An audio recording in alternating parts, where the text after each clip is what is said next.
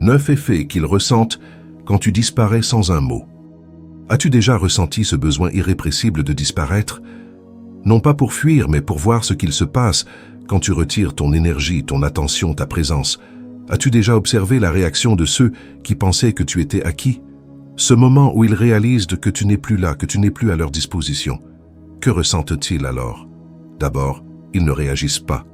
Ils pensent que c'est temporaire, que tu vas revenir comme à chaque fois. Mais au fil des jours, des semaines, le silence devient un poison qui s'insinue lentement dans leur esprit.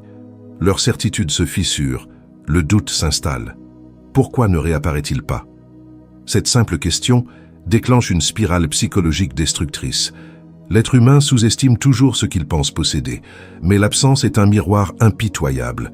Elle force les autres à regarder en face ce qu'ils ont perdu. Et là, tout change. Ce qui semblait banal devient précieux, ce qui était évident devient une obsession. Plus tu restes silencieux, plus ils se rendent compte de ta valeur, et c'est là que la douleur commence. Tu crois qu'ils vont simplement t'oublier? Non. Car leur propre ego ne peut pas supporter l'idée que tu sois parti sans un mot. Ils s'agitent, cherchent des explications, tentent de provoquer une réaction. Mais plus rien ne fonctionne. Tu es ailleurs. Et ce qu'ils ressentent en toi devient incontrôlable. C'est ici que le pouvoir du détachement prend tout son sens. Quand tu disparais, tu brises une dynamique. Tu enlèves l'oxygène à ceux qui se nourrissaient de ton énergie.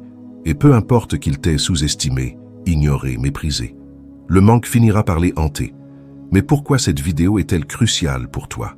Parce qu'elle va t'expliquer, étape par étape, ce qui se passe dans l'esprit de ceux que tu laisses derrière. Le déni, l'angoisse, la frustration, le regret, tout est prévisible. Et surtout, tu comprendras comment utiliser le silence et l'absence comme une arme psychologique implacable. Tu es prêt? Alors entrons dans la psychologie sombre de ceux qui n'ont jamais pensé te perdre. Mais avant d'aller plus loin, prends un instant pour t'abonner à la chaîne, activer la cloche et liker cette vidéo. Et surtout, dis-moi en commentaire, as-tu déjà disparu volontairement de la vie de quelqu'un? Qu'a-t-il ressenti? Ton expérience pourrait aider d'autres à comprendre leur propre puissance. Commençons par le premier chapitre. D'abord, ils ne prennent pas ta disparition au sérieux. Au début, ils pensent que c'est temporaire. Ils sous-estiment ton absence, convaincus que tu reviendras tôt ou tard. Pour eux, c'est une pause, un simple caprice de ta part. Ils sont persuadés que ton silence n'est qu'un moyen d'attirer l'attention et ils ne s'en inquiètent pas. Mais leur certitude cache une insécurité profonde. Et si cette fois, c'était différent? Les premières heures, les premiers jours, ils ne s'alarment pas. Ils se disent que tu reviendras, comme toujours. Mais inconsciemment, une faille s'ouvre déjà en eux. Car cette fois, ton absence ne semble pas être un simple jeu. Il y a quelque chose de plus profond, de plus radical. Un changement qu'ils ne comprennent pas encore, mais qu'ils vont bientôt ressentir de plein fouet. Le silence crée un vide. Et ce vide, au lieu d'être une simple absence, devient une présence oppressante. Plus ils réalisent que tu ne réapparais pas, plus ils commencent à douter de leur pouvoir sur toi. Ce doute est insidieux. Il grandit lentement, jusqu'à devenir une obsession. Leurs messages restent sans réponse, leurs appels sont ignorés, et soudain l'incertitude les frappe de plein fouet. Le cerveau humain déteste le flou. Il veut des réponses, des certitudes. Alors, il cherche des explications. Il tourne la situation dans tous les sens, analyse chaque détail, tente de se convaincre qu'ils n'ont rien fait de mal. Mais plus il creuse, plus une peur sourde s'installe. Ai-je fait une erreur? Ils prétendent que ton absence ne les affecte pas, qu'ils n'y pensent même pas. Mais chaque minute sans réponse, chaque heure où ils n'ont aucune nouvelle, est une gifle à leur ego. Ils veulent croire que tout est sous contrôle. Pourtant, sans s'en rendre compte, ils commencent à t'observer différemment. C'est à ce moment-là que l'angoisse s'installe vraiment. Ils commencent à ressentir une étrange sensation, une absence qui devient pesante, un manque qui ne s'explique pas. Ils croyaient que ton rôle dans leur vie était secondaire, mais ton silence leur prouve qu'ils avaient tort. Ce qu'ils pensaient être une simple absence se transforme en une réalité brutale. Ils n'ont plus accès à toi. Ils pensent toujours pouvoir te récupérer, mais ce qu'ils ne savent pas, c'est que cette fois, c'est trop tard. Abordons maintenant le deuxième chapitre, puis le doute commence à les ronger. Au départ, ils ne s'inquiètent pas. Ils se disent que ton absence est temporaire, qu'elle ne signifie rien. Ils sont convaincus que tôt ou tard, tu reviendras. Après tout, tu l'as toujours fait. Leur ego leur souffle qu'ils ont encore du pouvoir sur toi. Mais ce qu'ils ignorent, c'est que cette fois, quelque chose a changé.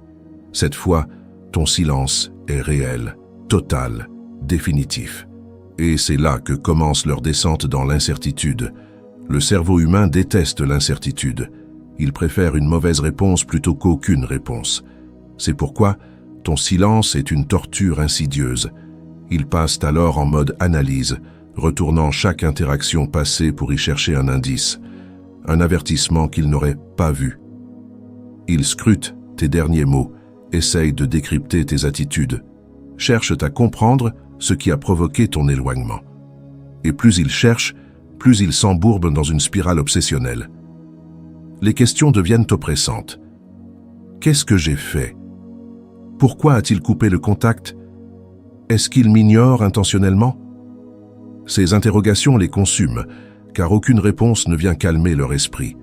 Ce doute, d'abord simple curiosité, devient une frustration, une angoisse sourde, persistante. Et à mesure que les jours passent, une prise de conscience commence à émerger. Ils n'ont plus aucun contrôle sur toi. C'est là que l'inquiétude se transforme en blessure narcissique. Ils ne supportent pas l'idée d'avoir perdu leur emprise. L'être humain croit toujours avoir du temps pour tout, jusqu'au jour où il se rend compte qu'il est trop tard.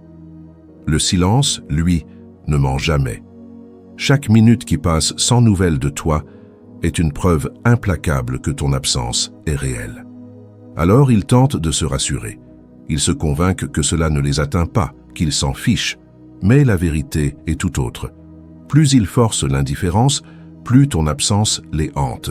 Ce n'est plus toi qui attends un signe d'eux, c'est eux qui scrutent le moindre indice de ton retour.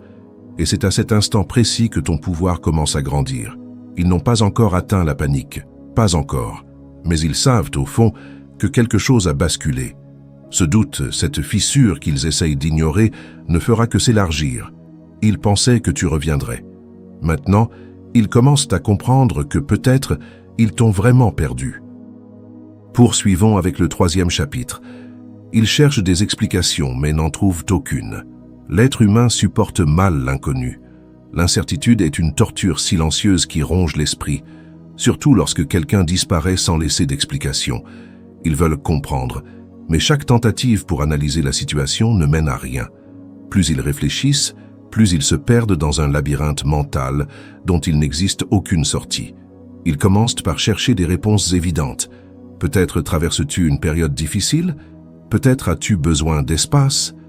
Mais rapidement, ces suppositions ne suffisent plus. Quelque chose leur échappe, quelque chose qu'ils ne peuvent pas contrôler. Leur esprit s'emballe et imagine 1000 scénarios. T'ont-ils offensé? As-tu rencontré quelqu'un d'autre qui occupe toute ton attention? Est-ce qu'ils n'avaient finalement aucune importance à tes yeux? Le plus frustrant pour eux, ce n'est pas seulement ton absence, c'est l'absence de justification. Une dispute aurait été plus supportable, un affrontement, une confrontation, même des mots blessants. Tout cela aurait eu au moins un sens. Mais ton silence, il est insaisissable, il les prive de toute réaction possible, il leur enlève la moindre opportunité de reprendre le contrôle. Ils voulaient peut-être avoir le dernier mot, mais toi, tu as fait ce qu'ils ne prévoyaient pas. Tu n'as rien dit. Alors ils changent de stratégie. Ils cherchent des indices ailleurs. Ils regardent ton activité en ligne, tentent de voir si tu es toujours le même. Ils scrutent tes posts, tes likes, tes apparitions. Peut-être trouveront-ils une preuve que tu es toujours affecté, que tu les surveilles de loin. Mais si tu es vraiment silencieux, si tu as compris la leçon stoïcienne de l'indifférence totale, alors chaque absence de signe est une lame qui les transperce. Ceux qui ont l'habitude d'être en contrôle souffrent le plus. Ils se persuadent que tout tourne autour d'eux, que les autres doivent toujours leur donner une explication. Mais là, face à ton silence, ils sont impuissants. Ils ne savent plus quelle place ils occupent dans ta vie, ou s'ils en occupent encore une. Et c'est là que le pouvoir bascule complètement. Car la vérité, c'est que tant qu'ils cherchent des réponses, tant qu'ils se débattent dans leur propre esprit, ils sont encore sous ton influence. Ils n'ont pas encore compris que ton absence n'était pas un message à leur intention. Elle est simplement le signe que tu es passé à autre chose. Intéressons-nous à présent au 4e chapitre. Ils commencent à ressentir un manque insupportable. Il y a une vérité psychologique implacable. On ne réalise la valeur d'une présence qu'au moment où elle disparaît. Au début, ils pensaient que ton absence n'était qu'un caprice passager. Ils se disaient que tu reviendrais comme avant, que ce n'était qu'une question de temps. Mais plus les jours passent, plus une réalité s'impose à eux. Quelque chose a changé, et ils ne peuvent plus rien faire pour l'inverser. Le manque commence doucement, presque imperceptible. Une pensée furtive, un automatisme de vouloir t'écrire, puis l'arrêt brutal. Tu n'es plus là. C'est à ce moment-là que l'inconfort s'installe. Ce vide, ils essaient de le combler, mais rien ne fonctionne. Ils sortent, ils rient, ils prétendent que tout va bien. Mais au fond, un arrière-goût amer les hante. L'absence a creusé un espace que rien ne peut remplacer. Le pire, c'est qu'ils ne s'y attendaient pas. Ils étaient convaincus que tu étais facilement remplaçable, qu'il suffirait de tourner la page. Mais ton silence pèse plus lourd que n'importe quelle confrontation. L'absence est une présence invisible, mais bien plus forte que toutes les autres. C'est à ce moment-là qu'ils commencent à revoir tout ce que tu représentais. Chaque moment partagé refait surface dans leur mémoire. Chaque détail insignifiant devient une obsession. Le café que vous preniez ensemble, une phrase que tu avais dite et qu'ils avaient oubliée, un simple regard. Tout ce qui semblait anodin devient soudainement précieux. Parce que maintenant, c'est fini. Ils réalisent que tu étais bien plus important qu'ils ne l'avaient admis. Ils essaient de t'effacer, de ne plus penser à toi, mais c'est impossible. Le cerveau humain lutte contre l'oubli lorsqu'il est confronté à une perte soudaine. Ce qui était habituel devient une relique du passé, et ce passé devient une obsession. Puis vient l'irritation. Ils ne supportent pas de voir que tu as tourné la page alors qu'ils sont encore hantés par ton absence. Ils essaient de se convaincre qu'ils sont mieux sans toi, qu'ils ont fait le bon choix. Mais la réalité les rattrape. Ce n'est pas toi qui souffres, c'est eux. Chaque jour qui passe renforce ton détachement, et leur impuissance face à cette nouvelle dynamique les détruit à petit feu. Et plus le temps passe, plus ils comprennent qu'ils ont sous-estimé ton silence. Ils pensaient que c'était une tactique, une stratégie temporaire. Mais non, c'est une réalité définitive. Tu es parti et ce qu'ils ressentent maintenant n'est plus sous ton contrôle. C'est leur propre conscience qui les punit. Ils voudraient inverser la situation, revenir en arrière, t'avoir à nouveau sous leur emprise. Mais le silence est une prison dont seul celui qui part détient la clé. Et toi, tu ne comptes pas la leur donner. Voyons maintenant le 5e chapitre. Ils tentent de provoquer une réaction. Lorsqu'ils réalisent que ton absence n'est pas un simple éloignement temporaire, une peur plus profonde s'installe. Et si tu ne revenais jamais? Cette idée est insupportable. Ils refusent d'accepter cette perte silencieuse. Alors ils passent à l'offensive. L'inaction les consume et leur ego blessé exige une réponse, n'importe laquelle. C'est ici que commence un jeu psychologique dangereux, où toutes les tactiques sont permises pour te faire réagir. Ils essaient d'abord subtilement. Un message anodin, une phrase qui semble légère, mais dont l'unique but est de tester ton engagement dans le silence. Tu as disparu? Tout va bien? Je suppose que tu es occupé. Derrière ces mots se cache une attente insupportable. Ils espèrent que tu briseras l'illusion, que tu donneras une réponse qui leur permettra de retrouver leur pouvoir sur toi. Quand le silence persiste, ils montent d'un cran. Ils tentent l'ignorance en retour, postent sur les réseaux des messages destinés à t'atteindre sans jamais te mentionner directement. Ils essaient de te remplacer publiquement, affichant leur indifférence comme un bouclier. Mais si ton détachement est réel, tout cela ne fait que les exposer davantage. Car la vérité est simple. Ce qui est sincèrement oublié ne cherche pas à provoquer. Certains passent même à des provocations plus ouvertes, espérant déclencher une réaction émotionnelle, une critique déguisée, une allusion à ton absence, une fausse accusation pour t'obliger à répondre. C'est un piège.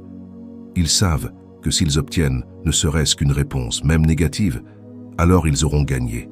Car une réaction signifie qu'ils ont encore de l'emprise. Mais un véritable silence, froid et inébranlable, est une arme qu'ils ne peuvent pas contrer. Plus ils tentent de manipuler la situation, plus ils se perdent dans leur propre jeu. Ils deviennent prisonniers de leurs propres besoins de validation, tandis que toi, tu avances, libre et imperturbable. Ils croyaient contrôler le récit, mais ils ne font que s'accrocher à une illusion qui s'effrite. Et ce qu'ils ressentent en cet instant n'est plus du doute, mais une frustration grandissante, une rage sourde face à un adversaire qu'ils ne peuvent ni comprendre ni atteindre.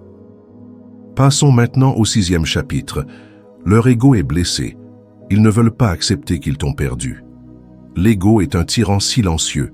Il refuse de reconnaître la défaite, il nie l'évidence et s'accroche à l'illusion du contrôle.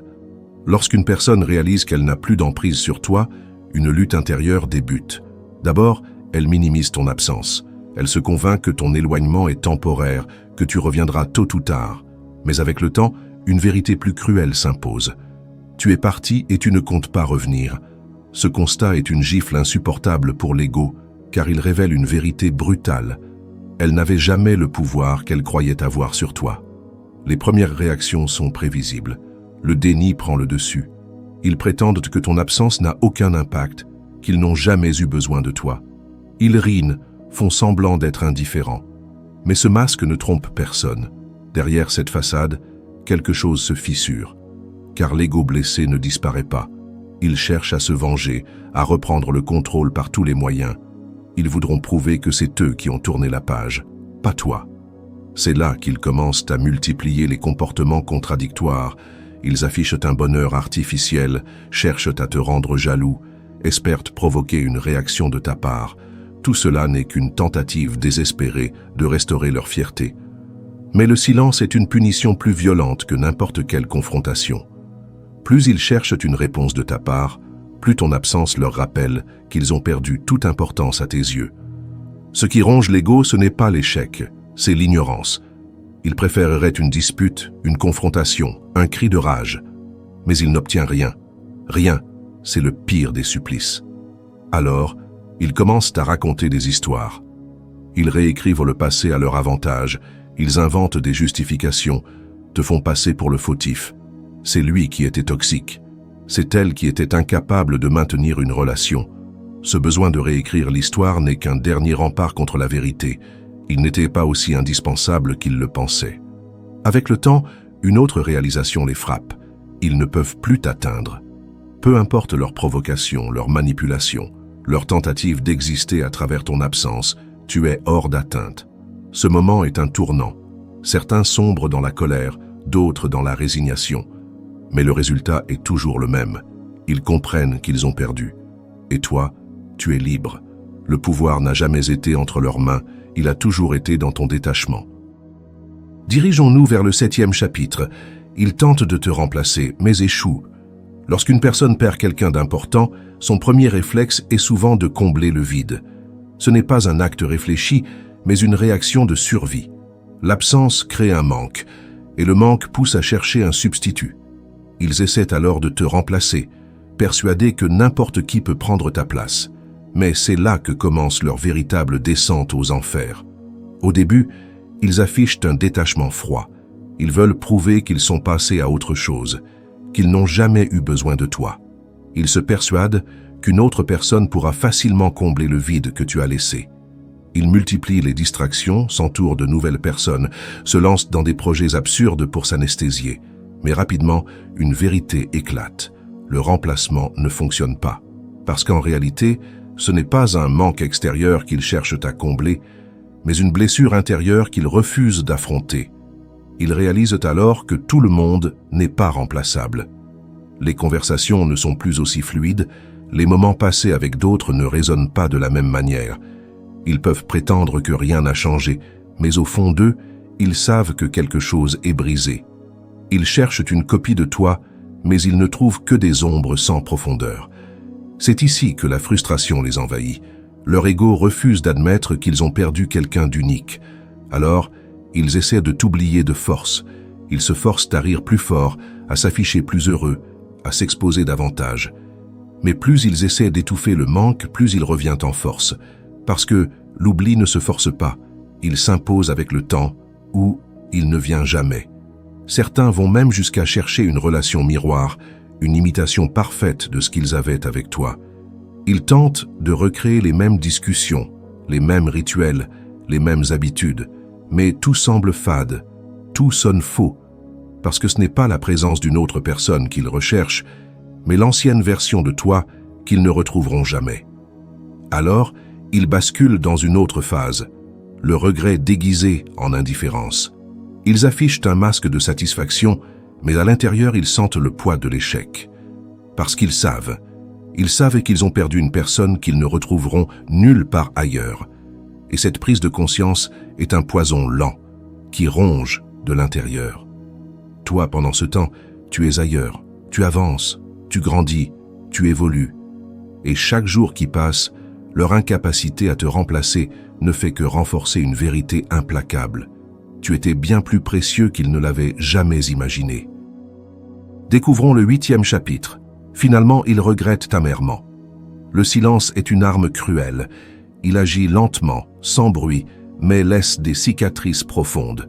Ceux qui t'ont sous-estimé, ceux qui ont cru que ton absence n'aurait aucun impact, se retrouvent maintenant face à une réalité qu'ils n'avaient pas anticipée.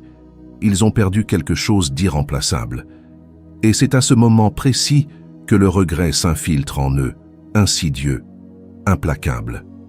Au début, ce n'est qu'une pensée furtive, un souvenir qui refait surface sans prévenir. Une phrase que tu avais dite, une habitude que vous partagiez, un moment anodin qui prend soudain une importance démesurée. Ils se rappellent ton rire, ton regard, ton énergie. Et surtout, ils se souviennent de la place que tu occupais dans leur vie, une place qu'ils ont eux-mêmes négligée. Mais le regret ne s'arrête pas là. Il se transforme en une question qui devient une obsession. Et si j'avais agi autrement? Ils rejouent le passé dans leur tête, tentant d'y trouver des échappatoires, des points de rupture où tout aurait pu basculer différemment. Mais c'est trop tard. Parce que la grande leçon du silence, c'est qu'il est irréversible. Ce qui est perdu ne revient jamais sous la même forme. C'est ici que l'orgueil entre en scène. Ils refusent d'admettre qu'ils ont perdu. Ils se convainquent qu'ils n'ont pas besoin de toi, qu'ils ont tourné la page. Mais chaque signe du monde extérieur leur rappelle le contraire. Une chanson, un lieu, un mot prononcé au hasard, et ton absence leur éclate en plein visage. Ils croyaient pouvoir t'oublier rapidement, mais plus le temps passe, plus ils réalisent que ce n'est pas toi qui étais une option pour eux. C'est eux qui sont devenus une erreur pour toi. Le regret s'accompagne alors d'un autre sentiment encore plus amer, l'impuissance. Parce qu'ils savent que revenir vers toi n'est plus une option. Le pont a brûlé, et ils sont seuls sur l'autre rive, incapables de recoller les morceaux. Ils envisagent de t'envoyer un message, de te croiser par hasard, de chercher un moyen détourné d'entrer à nouveau dans ta vie. Mais ils hésitent, parce qu'ils savent qu'ils ne seront plus jamais accueillis comme avant. Alors, ils font ce que la plupart font dans ces moments-là, ils portent un masque, ils affichent un bonheur artificiel, ils surjouent leur indifférence, ils prétendent que tout va bien. Mais en réalité, ils envient ta liberté, ils jalousent ton détachement, et surtout, ils regrettent d'avoir cru que tu serais toujours là.